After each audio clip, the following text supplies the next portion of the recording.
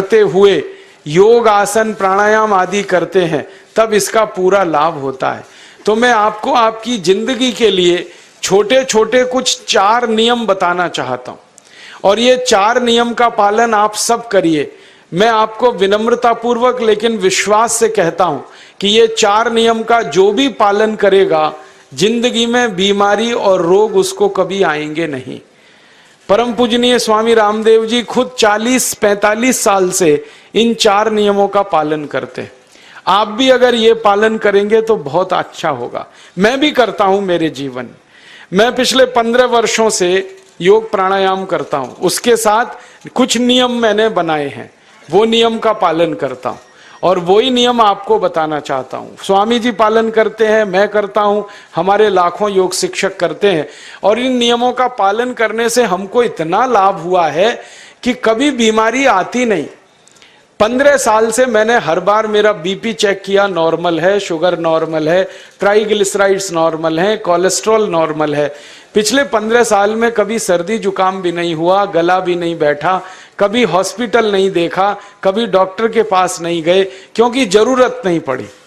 और वो जरूरत नहीं पड़ी क्योंकि हम निरोगी हैं, स्वस्थ हैं। ये निरोगी और स्वस्थ होने के लिए आयुर्वेद की एक छोटी सी जानकारी आपसे मैं शेयर करना चाहता हूं। आयुर्वेद में ये कहा गया है कि किसी भी व्यक्ति को निरोगी होना है, रोग मुक्त होना है, तो अपने जीवन में 3 बातों का ध्यान रखे। अपना वात, पित्त और कफ, तीनों का संतुलन रखे। वो 3 तरह के दोष हैं हमारे शरीर में, वात, पित्त, कफ। आपने सुना होगा, ये त्रिदोष आधारित शरीर है। जब वात बहुत बिगड़ जाता है तो 80 से ज्यादा रोग आते हैं। जब पित्त बहुत बिगड़ जाता है तो लगभग 46 से 50 रोग आते हैं, और जब कफ बिगड़ जाता है तो 28 रोग आते हैं, और वात, पित्त, कफ तीनों बिगड़ जाएं तो 148 रोग आते हैं। सर्दी, खांसी, जुकाम से लेकर और कैंसर तक जो आखिरी रोग माना जाता है, ये सब वात, पित्त, कफ के बिगड़ने का खेल है। तो इस देश के आयुर्वेद चिकित्सा के सबसे महान लोगों में से कुछ नाम आप जानते हैं, जैसे चरक ऋषि, जैसे सुश्रुत ऋषि। ऐसे एक ऋषि हुए बाघभट्ट। बाघभट्ट ऋषि ने एक पुस्तक लिखी है, उसका नाम है अष्टांग हृदयम, और एक पुस्तक लिखी है, उसका नाम है अष्टांग संग्रहम। इन दोनों पुस्तकों में उन्होंने 7000 नियम बताए हैं। उनमें से 4 बताता हूं, अच्छे लगे तो आज से ही पालन करो, और दूसरों को भी बताओ, ताकि कोई भी इन नियमों का पालन करे तो बीमार ही ना पड़े। ये चारों नियम हैं वात, पित्त और कफ को संतुलित रखने के लिए। अब वात, पित्त, कफ तीनों एक साथ आपके संतुलित रहें, तो उसके लिए पहला नियम है खाना खाने के तुरंत बाद पानी नहीं पीना। ये पहला नियम है। आप बोलेंगे ये तो बड़ी मुश्किल बात है, खाना खाते ही पानी पीते हैं हम तो सबके सब, और बिना पानी पिए खाना ही नहीं खाते। कई लोग तो खाने से ज्यादा पानी पीते हैं, खाना कम खाते हैं, पानी ज्यादा पीते हैं। ये खाना खाने के बाद पानी कभी भी नहीं पीना, क्योंकि महर्षि बाघभट्ट कहते हैं भोजनांते विषम वारी, माने भोजन के अंत में पानी पियो तो जहर के पीने के जैसा है। इसलिए वो कहते हैं कभी भी खाने के तुरंत बाद पानी मत पियो। अब आप मुझे पूछोगे क्यों नहीं पिए, कारण बता दो। कारण मैं बताना चाहता हूं सरल भाषा में। हम जब खाना खाते हैं ना, तो पेट में सारा खाना इकट्ठा होता है। पेट में एक स्थान होता है, उसको हम कहते हैं जठर। संस्कृत में, हिंदी में जठर कहते हैं, अंग्रेजी में उसको एपिगैस्ट्रियम कहते हैं, हिंदी में कुछ लोग उसको आमाशय भी कहते हैं। ये जठर छोटा सा स्थान है। आपके पेट में नाभि है ना, उसके लेफ्ट साइड में बाईं तरफ छोटा सा स्थान है। सारा खाना आपका इसी स्थान पर आता है। जो भी आप खाते हो, रोटी, चावल, दाल, सब्जी, दूध, दही, कुछ भी खाओ, सब कुछ जठर में आता है। अब जठर में जैसे ही खाना इकट्ठा होता है तो उसमें आग जलती है, और उस आग को कहते हैं जठर अग्नि। मिला के बोल देते हैं जठराग्नि। आप जैसे ही खाना खाते हो, पेट में, जठर में अग्नि जलती है, वो अग्नि खाने को पचाती है, और अग्नि खाने को ऐसे ही पचाती है जैसे रसोई घर की अग्नि खाने को पकाती है। आपके रसोई घर में आप अग्नि जलाओ, उसके ऊपर दूध रख दो, दूध में थोड़ा चावल डाल दो, अग्नि जब तक जलती रहेगी खीर तब तक बनती रहेगी। आप घर में अग्नि जलाओ, उसके ऊपर पानी रख दो, उसमें दाल डाल दो, दाल की पकने की क्रिया तब तक चलेगी जब तक अग्नि जलेगी। ऐसे ही पेट में होता है, जैसे ही आपने खाना खाया पेट में अग्नि जलती है, और जब तक अग्नि जलती है तो खाने के पचने की क्रिया चलती है। जैसे रसोई घर में खाना पकाते हैं वैसे ही पेट में भी खाना पकता है, इसी को हम पचने की क्रिया कहते हैं, अंग्रेजी में उसको डाइजेशन कह देते हैं। तो आपने खाना खाया, पेट में अग्नि जल गई, अब वो खाने को हजम करेगी, पचाएगी। अब मुझे एक प्रश्न का उत्तर दो आप, कि जैसे ही आपने खाना खाया पेट में अग्नि जल गई और वो खाने को पचा रही है, तुरंत आपने गट गट गट गट पानी पी लिया और खूब ठंडा पानी पी लिया, बर्फ मिलाया हुआ पानी पी लिया, फ्रिज का पानी पी लिया। क्या होने वाला है? अग्नि जलेगी कि बुझेगी? अग्नि के ऊपर पानी डालो तो अग्नि और पानी की दोस्ती नहीं है, दुश्मनी है। पानी अग्नि को बुझा देता है। तो आपने खाना खाया, अग्नि जली, पीछे से गटगट पानी पी लिया, अब अग्नि शांत हो गई, अब खाना पचेगा नहीं, तो वो पेट में पड़ा पड़ा सड़ेगा, और सड़ा हुआ खाना 100 से ज्यादा विष पैदा करेगा, और वो 100 विष आपकी जिंदगी को नरक बना देंगे और जिंदगी भर आप बीमार पड़े रहेंगे। आपको मालूम है, कई लोग कहते हैं मुझे पेट में बहुत गैस बनती है। ये गैस उन्हीं को बनती है जिनका खाना हजम नहीं होता। कोई लोग कहते हैं कि मुझे पेट में जलन होती है, ये जलन उन्हीं को होती है जिनका खाना पचता नहीं। कोई कहते हैं कि मेरे पेट में एकदम गुम हो जाता है, फूल जाता है, ये सब वो लक्षण हैं जब खाना पचता नहीं। तो खाना पचेगा नहीं तो सड़ेगा, सड़ेगा तो विष पैदा करेगा, और वो विष आपको बीमार करेंगे। इसलिए महर्षि भागवत ने कहा, खाना खाते ही पानी मत पियो। समझ में आया? फिर आप बोलोगे कितनी देर तक नहीं पिए? कम से कम 1 घंटे तक। 1 घंटे बाद पानी पियो। आप बोलोगे जी 1 घंटा क्यों? ये जो अग्नि जलने की क्रिया है ये लगभग 1 घंटे तक ही चलती है पेट में, उसके बाद अग्नि अपने आप शांत हो जाती है, उसके बाद पानी पी लो। तो खाना अगर 10 बजे खाया तो 11 बजे पानी पियो, 11 बजे खाया तो 12 बजे पियो, 12 बजे खाया तो 1 बजे पियो, 1 घंटे बाद पानी पियो। अब आपके मन में यह सवाल आ सकता है कि खाना खाने के पहले पी लें क्या? हाँ पी लो, 40 मिनट पहले पेट भर के पानी पी लो। 10 बजे खाना खाना है, 9:20 पे खूब पानी पी लो, जितना पी सकते हो। 11 बजे खाना खाना है, 10:20 पे पी लो, खूब पानी पी लो, 40 मिनट पहले। आप और एक सवाल पूछ सकते हो कि अच्छा ठीक है, खाने के बाद पानी तो नहीं पिएंगे, कुछ और पी सकते हैं क्या पानी को छोड़कर? तो उसके लिए भागवत जी कहते हैं कि खाने के तुरंत बाद अगर पीना है तो दही की लस्सी पियो, मट्ठा। खाने के बाद अगर तुरंत पीना है तो फलों का रस पियो, गन्ने का रस पी लो, संतरे का रस पी लो, मौसमी का रस पी लो, अनार का रस पी लो। अब आप कहोगे ये सब महंगी महंगी चीजें बता रहे हैं, गन्ने का रस, संतरे का रस, अनार का रस, पैसे तो है नहीं। तो सबसे सस्ता रस है नींबू का ही रस पी लो, शिकंजी बना के पी लो, वो तो सबसे सस्ता है। तो खाना खाने के बाद या तो दही की लस्सी पियो या रस पियो। और एक तीसरी चीज है, दूध पी सकते। तो खाने के तुरंत बाद पीना है तो दही की लस्सी या मट्ठा, खाने के तुरंत बाद पीना है तो कोई फल का रस, खाने के तुरंत बाद पीना है तो दूध। पानी 1 घंटे बाद पियो। और अगर एक बात ध्यान रखो तो अच्छा है कि सवेरे खाना खाते हैं जिसको हम ब्रेकफास्ट कहते हैं, नाश्ता, तो फलों का रस पीना अच्छा, दोपहर को खाना खाएं तो लस्सी और मट्ठा पीना अच्छा, और रात का खाना खाएं तो दूध पीना अच्छा। जो लोग इस नियम का पालन कर सकते हैं जिंदगी में कभी भी 80 रोग उनको नहीं हो सकते। वात पित्त कफ तीनों ही इस एक छोटे से नियम से संतुलित रहते हैं। तो ये पहला नियम मैंने आपसे कहा। दूसरा नियम एक और है, और वो नियम ये है कि पानी कभी भी पियो, घूट घूट भर के पियो। जैसे गरम चाय पीते हैं, गरम कॉफी पीते हैं, गरम दूध पीते हैं, एक एक घूट भर के, एक एक सिप करके, ऐसे ही पानी पीने की आदत डालो। ये मुंह में एक बार गिलास लगा लिया, गटागट उसको खाली कर दिया, ये तरीका गड़बड़ है। एक घूट पानी, दो घूट पानी एक बार में उतना ही पियो। आप बोलोगे ये क्या चक्कर है? बात ऐसी है कि एक एक घूट पानी जब हम पीते हैं तो मुंह की लार पानी के साथ मिलकर पेट में अंदर जाती है, और ये जो मुंह की लार होती है ये क्षारीय होती है, और पेट में हमेशा अम्ल बनता रहता है।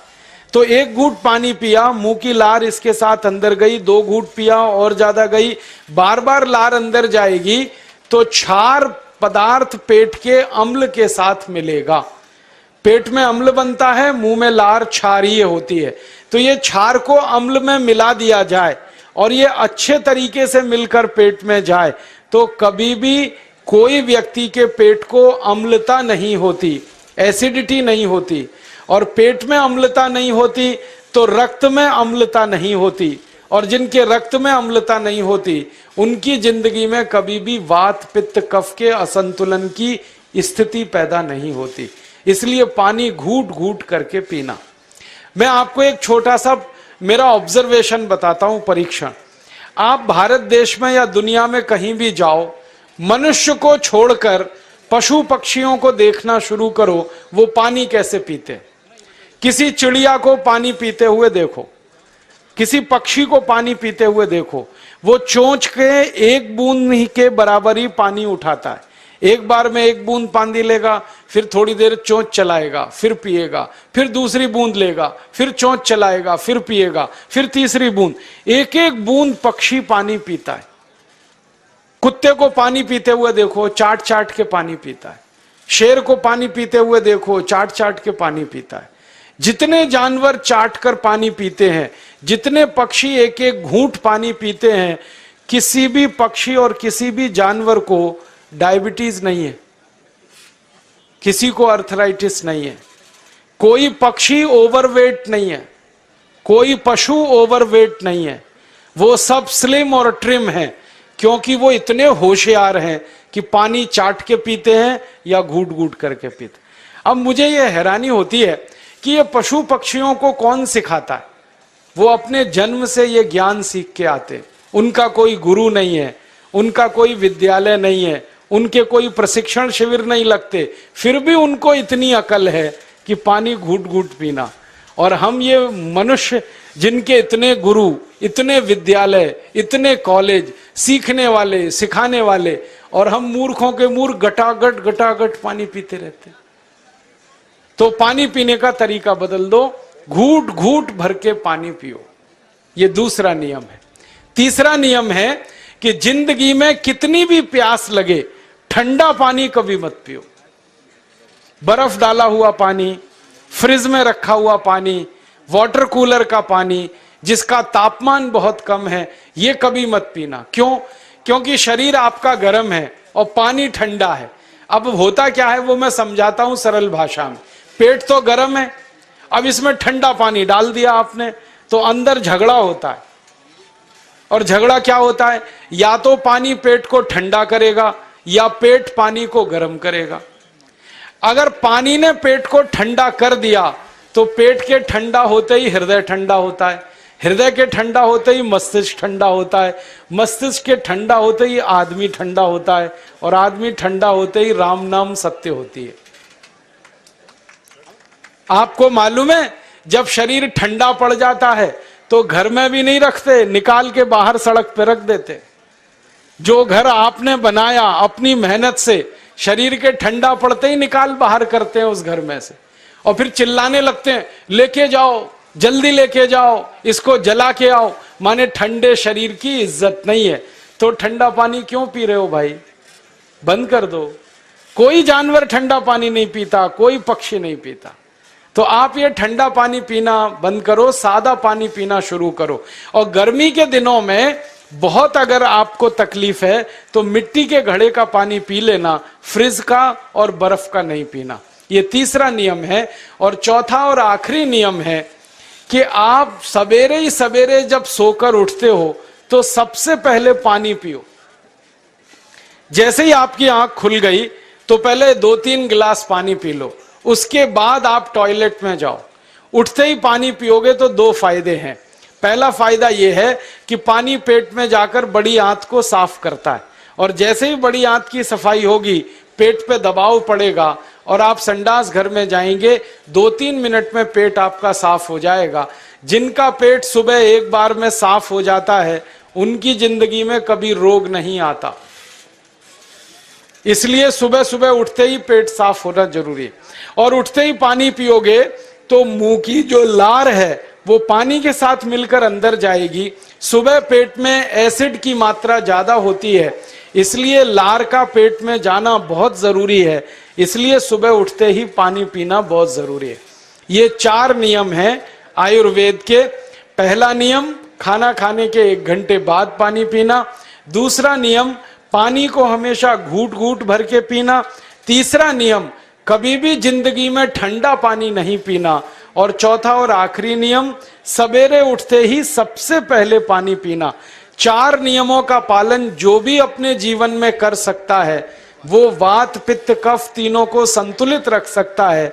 और जिसका वात पित्त कफ संतुलित है उसके जीवन में बीमारी नहीं आती है। और जो बीमार नहीं पड़ते हैं वो स्वस्थ और तंदुरुस्त और सुखी रहते हैं।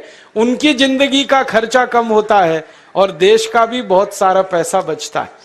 आपको शायद मालूम है या नहीं, 1 साल में हम जब बीमार पड़ जाते हैं भारतवासी तो साल का करीब 6 लाख करोड़ रुपया हमारा खर्च हो जाता है उन बीमारियों का इलाज करने में।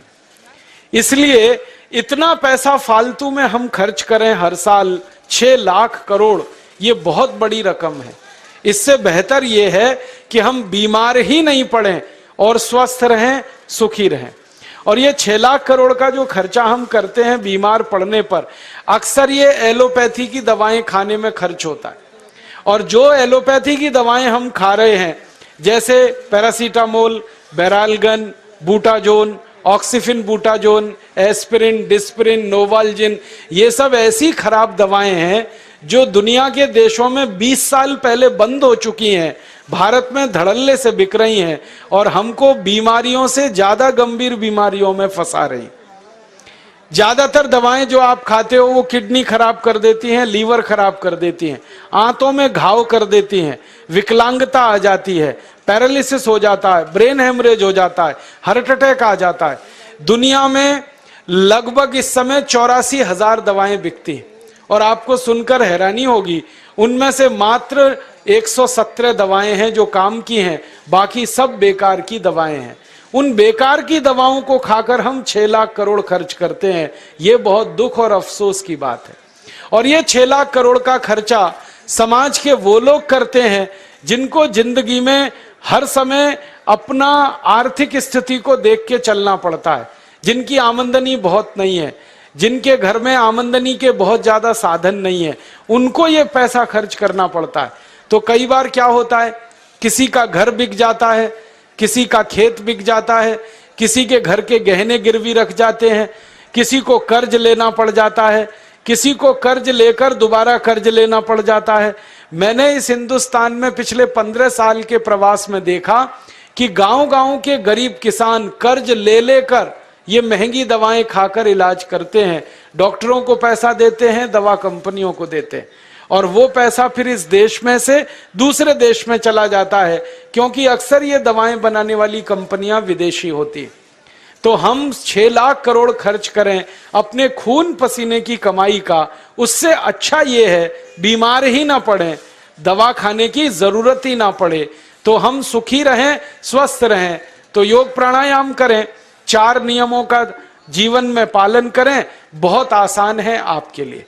और अब एक छोटी सी एक बात और आप